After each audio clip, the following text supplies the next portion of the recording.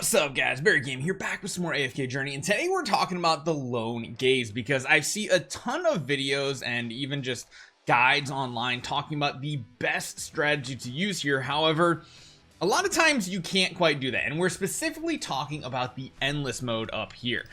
So one thing that I've kind of noticed is just about every single team has listed Scarlita. But let's be honest, if you don't have a super powerful Scarlita, it's not even worth it. Even myself here, where we don't have Supreme Plus just yet, not quite as strong.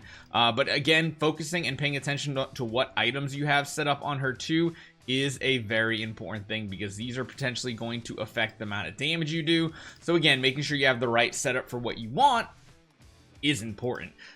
Today we're doing a comparison though. We're going to go Scarlita versus Korin in the battle, because I feel like a lot of the guides don't actually show Korin too much, but is a very good substitute for Scarlita if you're already building him for other bosses in the Dream Realm and everything. So we're going to do a one-to-one comparison. We're going to start off with this team right here. This is kind of like quote-unquote the best endless version that you can run here.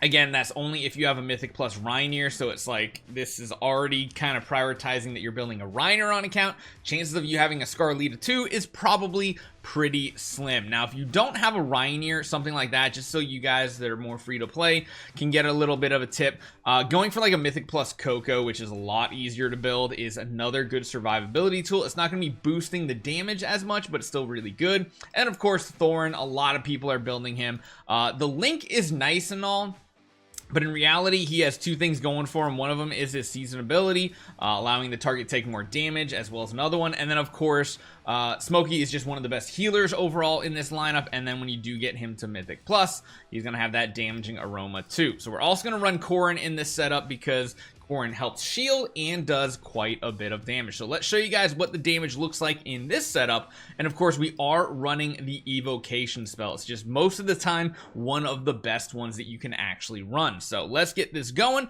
Let's get through this, and let's see what this damage potentially looks like. What we are going to have to do, though, is swap out our Korin in our Hero Resonance for Scarlita when we do the opposite test. But both of them provide pretty good support. Scarlita provides that shield very early on and also increases the damage we do in the last 40 seconds of battle. Again, all thanks to that season ability that she has.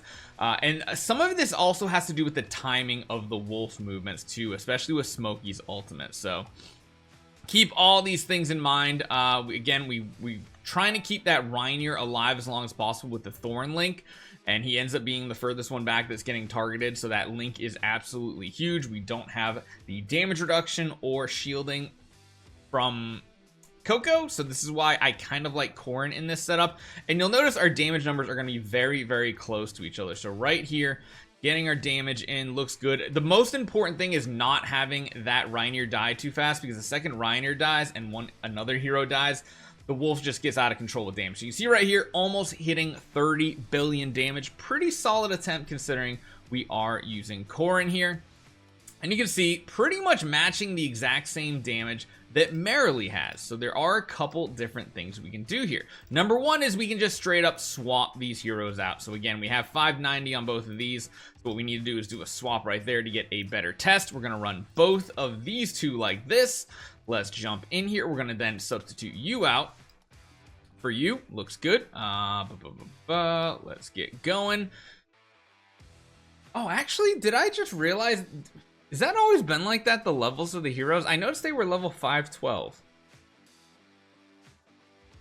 I don't know if I've ever noticed that before. I've always just slotted my strongest heroes in. Is it different in like Endless or something?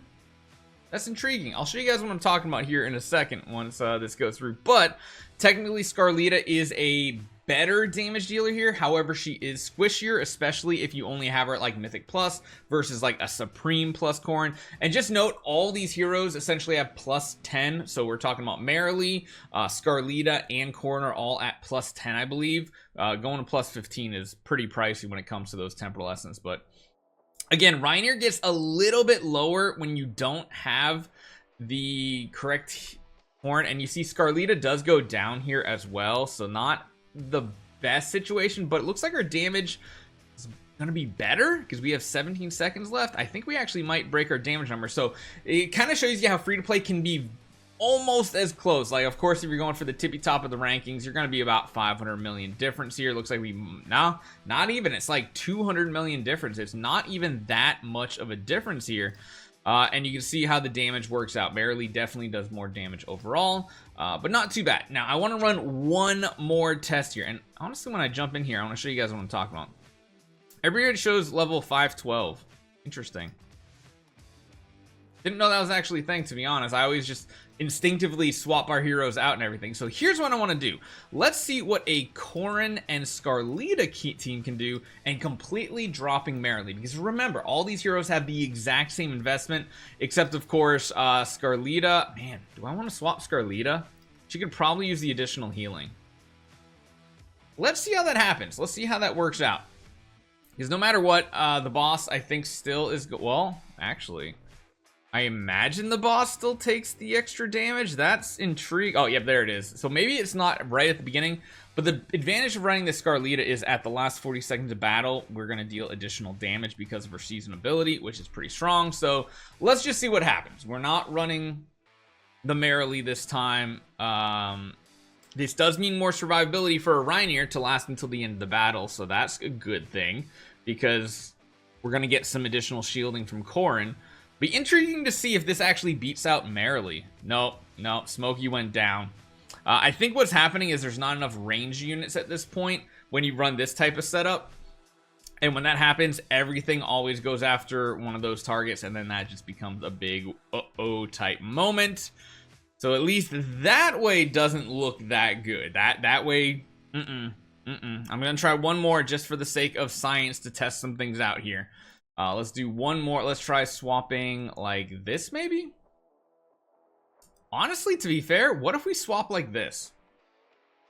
Kind of like that. Let's see what happens. We're gonna swap our Smokey in. Let's see how this turns out.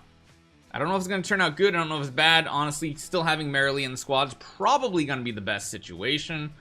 Let's see how this works. I don't think there's a world that we can run a triple damage dealer either, because dropping the Thorn just makes Reinier much more vulnerable. And of course, in every situation, running Reinier is the best because a straight 25% damage bonus is pretty good.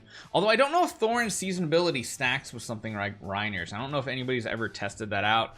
Yeah, Reinier goes down way too quickly in this type of setup. And then once Reinier goes down, everybody else falls like dominoes because of the boosted damage. So sadly, it's not going to work out. I would have loved to be able to run both of these heroes, but in reality, Korin and Scarlita are just very much interchangeable in this type of setup. They each provide some defensive bonuses. They each provide good damage. I'd say probably Korin does more damage overall, while Scarlita does more for the overall team. Because remember, this ability right here is pretty huge. He increases the damage dealt by all allies by 8% if they are alive 40 seconds in a battle. That goes all the way up to 15%, which is the big difference why our Merrily, where are you, ends up doing so much additional damage. So let me know what you guys think. Hopefully you guys enjoy this one. I'll see you guys next time.